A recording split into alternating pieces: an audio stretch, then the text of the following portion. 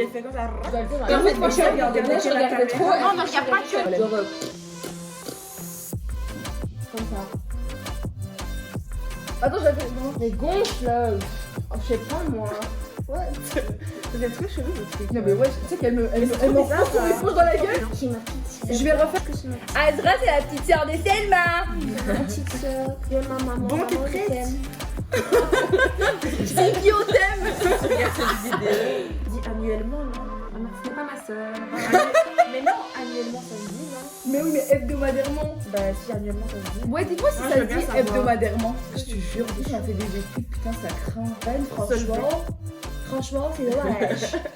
Hello guys, j'espère que vous allez bien. On se retrouve aujourd'hui à 3. Je voulais vous faire une vidéo spéciale. Je voulais que ce soit original, je voulais que ce soit fun. Et comme je ne sais absolument pas faire de make-up, j'ai ici avec moi une de mes petites sœurs qui se trouve être une des meilleures pour moi make-up artistes que je connaisse à Bruxelles. Elle fait des make-up légers comme j'aime.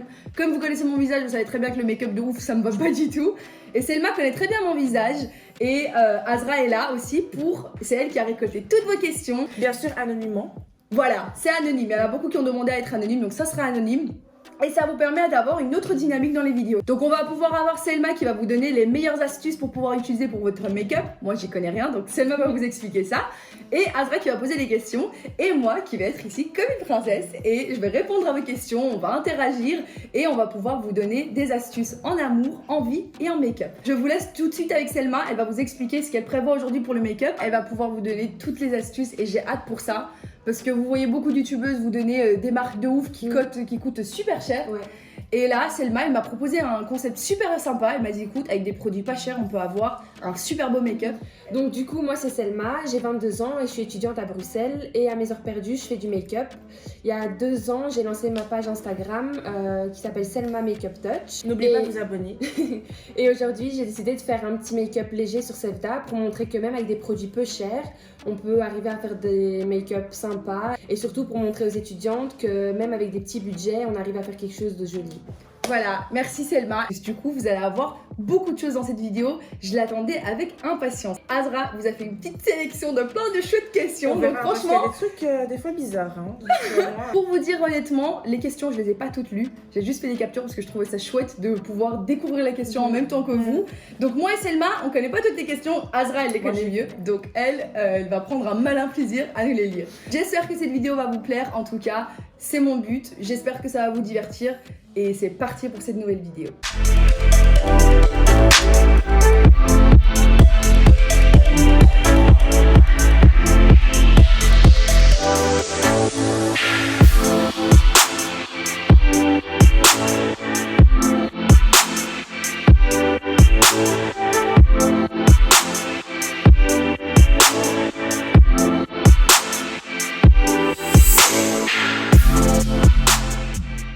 Donc voilà, c'est parti pour le make-up. Pour moi, je commence les questions. Hein. Ouais. Alors, la différence d'âge pourrait nuire à un couple selon toi?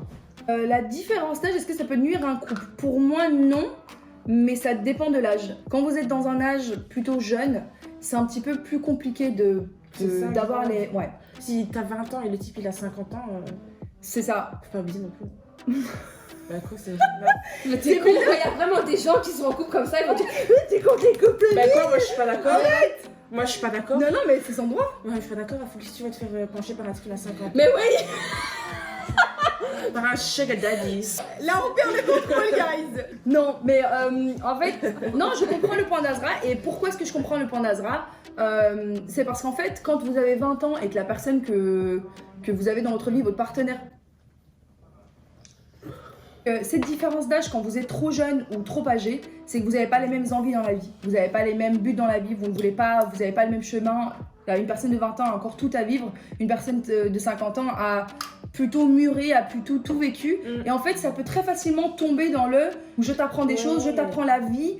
Donc, je dirais pas que la différence d'âge c'est un obstacle, je dirais plutôt que la relation que vous menez avec cette différence d'âge peut être un obstacle. Donc ça dépend de comment vous dirigez votre relation et comment est-ce que vous établissez les rapports. Donc si le rapport est bien clair, que c'est un rapport amoureux et qu'en fait ça ne bascule pas dans quelque chose d'un peu chelou, alors je pense que la différence d'âge n'est pas vraiment un problème. Mais quand tu prends des trucs en mode 20 ans, 30 ans, moi je trouve que c'est un peu abusé. Ouais. comme tu as dit, je sais pas, un il a déjà vécu des trucs, l'autre il a pas vécu assez. Il y a un moment donné où ça va bloquer, tu vois. Ouais. À méditer. Et celle, t'as mis quoi là? T'as mis la. Alors là, j'ai mis une base. Celle-ci, c'est une base matifiante, mais tout dépend de votre type de peau ou de ce que vous recherchez comme rendu, que ce soit un teint glowy ou un teint mat. Et un petit conseil pour les filles qui aimeraient bien se lancer, par exemple, comme moi, faire du make-up comme un hobby et avoir des clientes, c'est de souvent mettre la matière sur la paume de la main et de chauffer la matière pour qu'elle soit plus facilement... pour que vous puissiez plus facilement le mettre sur le visage de la cliente ou tout simplement pour pas toucher le visage de la cliente avec les produits, comme ça vous pouvez les réutiliser chez vous, sur vous ou sur les autres filles. Voilà. Ben, moi, je vous explique. Moi, quand je dois mettre du make-up, je me mets sur la main comme ça. Si. Et tu sais Le que je mets... fond de teint, tu mets avec la main. Déjà, je mets pas de fond de teint, mais quand j'en mets, je mets ça sur ma main, les guys. Faites Et pas je mets ça les sur gars, mon les gars, visage faites et pas je fais comme ça. Ça, c'est des trucs qu'on faisait en 2005. Je suis encore en 2005, guys, je suis vieille. Non, mais c'est vrai que c'est comme ça que je me maquille. À chaque fois que je dis à Selma, elle me dit God, mais non, tu l'as pas fait ça. Je dis si, j'ai fait ça. Et à chaque fois, elle devient folle avec moi. Mais maintenant, c'est devenu ma prof avec chaque fois que je fais des. Il y a elle et il y a ma meilleure amie Léona. Bon, elle est pas là aujourd'hui. Léona, on t'embrasse, on te fait plein de bisous, on t'aime. Et je leur envoie des photos parce que je veux trop avoir leur avis. Parce que comme je suis une grosse tute en make-up, je suis obligée de demander leur avis parce que je suis super nulle. Et attendez, vous voulez pas un truc à boire? Je peux avoir un café?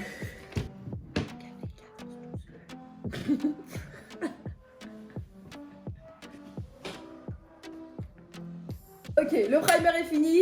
On passe à la prochaine étape du make-up avant de passer à la deuxième question.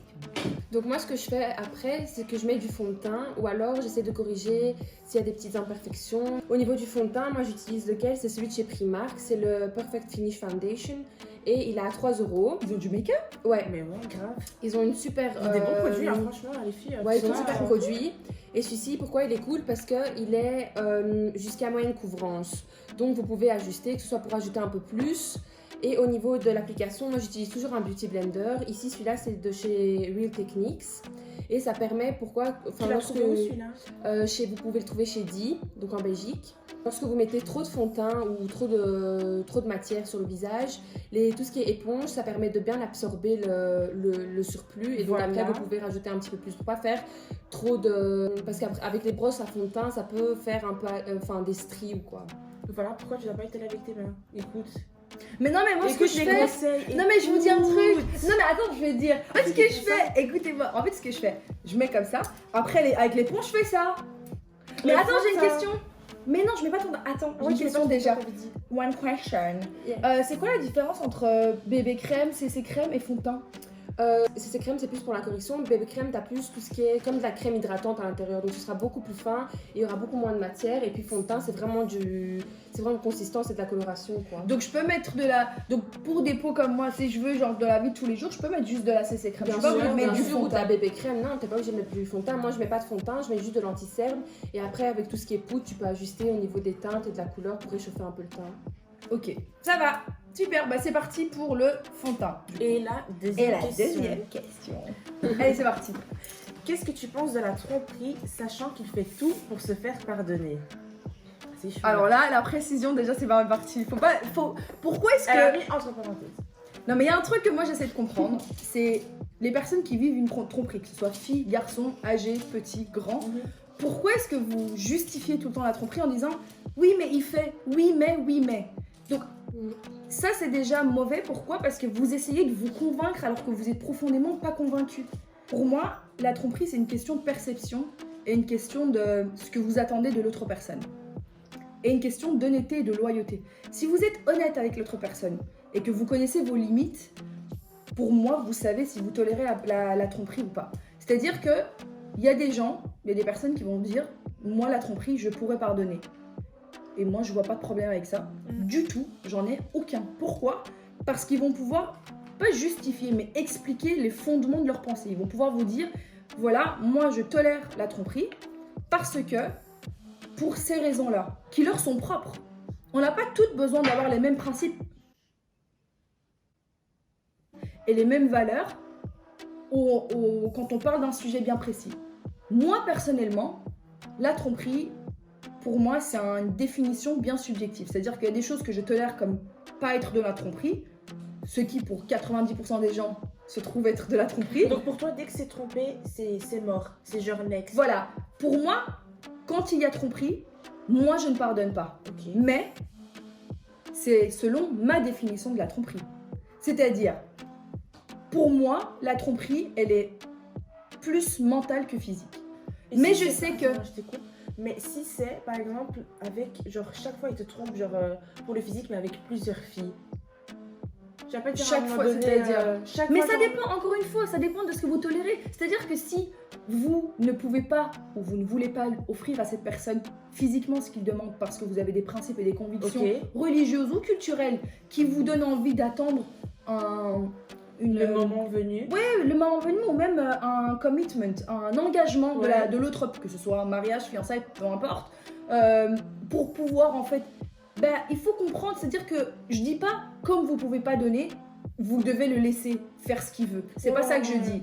Je dis juste que il faut savoir quelles sont vos limites. Soit vous dites dès le début, moi je ne peux pas, je ne veux pas et je ne pourrais tolérerai pas. t'offrir ça, tchac.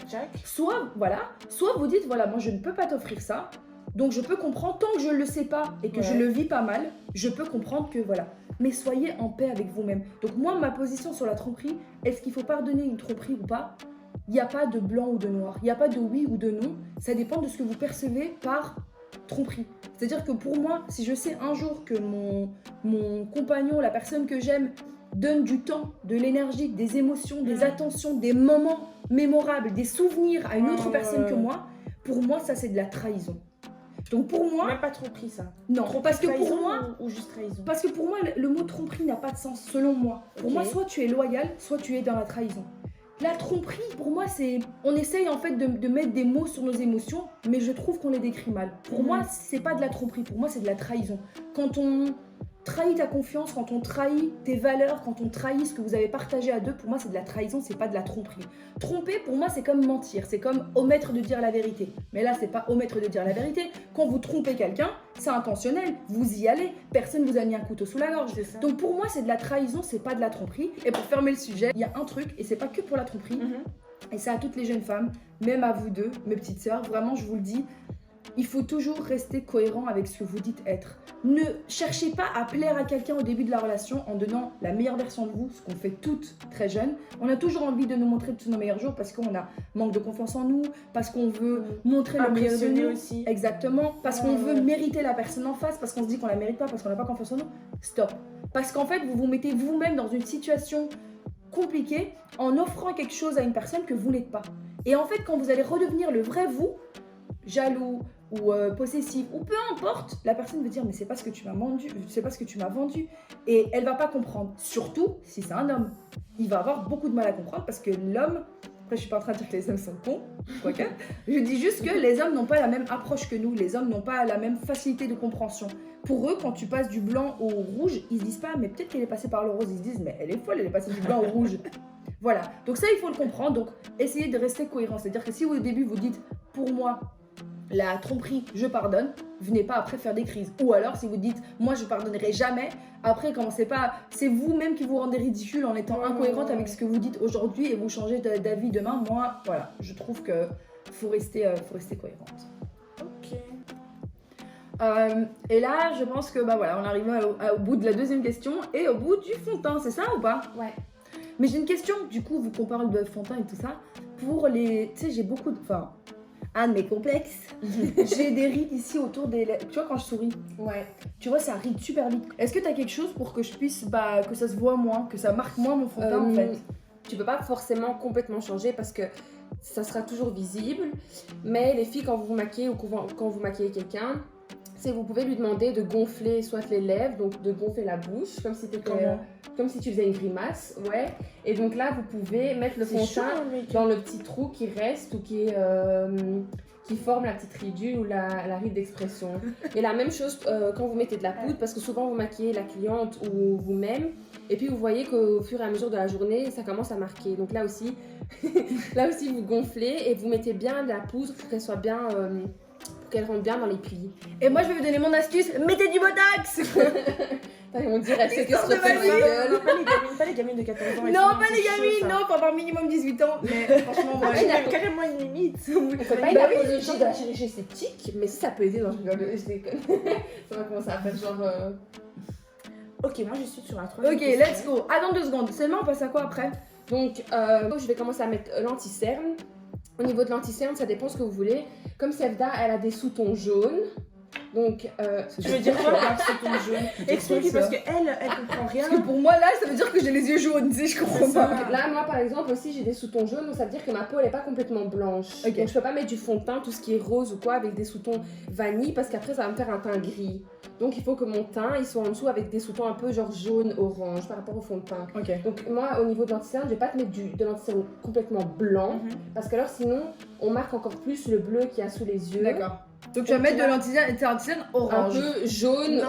orangé. Ok, Ok, ça va. ça marche. Let's go pour la troisième question. Ok, donc, comment réussir à s'adapter à la vie à Londres? Je fais mon master en ce moment ici et j'aimerais travailler à Londres. Je voudrais savoir si tu as des tips. Merci beaucoup. PS, je t'adore. PS, je vous adore. Alors, à Londres, comment s'adapter à Londres? En fait, franchement, la question elle est vaste. Je vais essayer de me focaliser sur la question qui était je fais mon master ici et j'aimerais travailler. Plutôt des astuces de comment faire cette transition-là. Mon papa vient d'arriver. Papa, tu peux rentrer. Salut, papa. Salam alaikum. Papa, viens faire une apparition guest, s'il te plaît. C'est lui la star. C'est lui Allez, la star. papa. Il est trop bon, mon père. Il veut pas montrer sa beauté. Maman, elle va dire que ça. Après, maman, elle va être jalouse. Faut que tu hydrates ta peau plus souvent. Je mets 14 crèmes hydratantes 3 fois par jour. Tu bois assez d'eau, Madeleine? Non. Ah, c'était pour ça. Ok. Faut Les boire filles, beaucoup plus faut d'eau. boire de l'eau. Parce que franchement, je vous le dis, je mets beaucoup C'est de... pas parce que tu mets beaucoup de crème hydratante qu'en fait, il faut que l'intérieur aussi soit assez hydraté. C'est un corps sain dans un esprit sain, non? Un Ouais, esprit ça, sain c'est dans un quoi? corps sain. Ouais, tu peux T'es avoir un sûre? corps dans un esprit sain. Attends, donc c'était esprit sain dans un corps sain ou Bah corps ouais, tu peux Non, avoir un tu corps t'en sain dans fous. un esprit sain. Quand tu vas avoir un corps dans un esprit. Faut que je lâche ma technique. C'est un là. sain? Donc c'est un esprit sain dans un corps Faut- sain. Je peux lâcher ma technique, les Vas-y, belles. ma Ah, vas-y. Elle va lâcher sa technique. Donc pour éviter d'acheter tout ce qui est base pour les fards à paupières ou quoi, vous pouvez prendre donc l'excès que vous avez d'anti-cerne et le mettre sur votre base, enfin sur votre paupière. Pourquoi? Pour déjà cacher les petites ridules et pour cacher la différence de couleur. Et puis ça vous fait déjà une base que vous pouvez tout de suite poudrer. T'as pas fini la question? J'ai fini avec... Bah non, on parlait de Londres. On parlait de Donc du coup, pour revenir sur la question de Londres, encore une fois, tout est une question de démarche. C'est-à-dire que première chose que j'aurai à vous dire, parce que je l'ai vu beaucoup, c'est de vous renseigner sur les coûts à Londres. Parce qu'en fait, la vie à Londres, ça coûte vraiment, vraiment, vraiment cher. Londres-Ville, hein. Ouais, Londres-Ville. Ouais, Londres-Ville, ça coûte vraiment cher. Les alentours de Londres, c'est un petit peu plus abordable, mais ça reste cher quand même, parce que c'est les alentours de Londres. Mais tout ça pour dire, renseignez-vous bien, parce que franchement, si vous voulez emménager à Londres pour aller vivre à 14 km de Londres, Ça sert à rien. moi je trouve que ça sert à rien. Personnellement, Ça va. donc je disais, moi je trouve que ça sert à rien personnellement, mais c'est mon avis. Pourquoi? Parce que je trouve que si vous voulez profiter des bienfaits d'une ville, si vous allez en dehors de la ville, vous n'allez pas profiter des bienfaits de la ville, vous allez profiter des bienfaits en dehors de la ville. Donc franchement, ça sert à rien. Si vous devez faire 14 km pour venir à Oxford Street, ou si vous avez 14 heures pour faire la Piccadilly, ou peu importe, et vous imaginez des gens qui viennent vous visiter, vous mettez 14 heures pour rentrer chez vous, 14 heures pour les ramener en ville, ou alors avec les valises vous allez en ville. Enfin, je trouve que c'est pas gai en fait.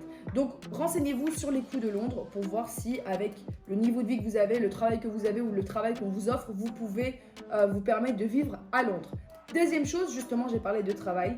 Renseignez-vous bien aussi pour essayer de trouver soit avoir déjà un travail pour aller sur place, soit plusieurs offres d'emploi ou plusieurs potentiellement offres d'emploi pour pouvoir en fait vous stabiliser rapidement et pas être dans la galère des galériens.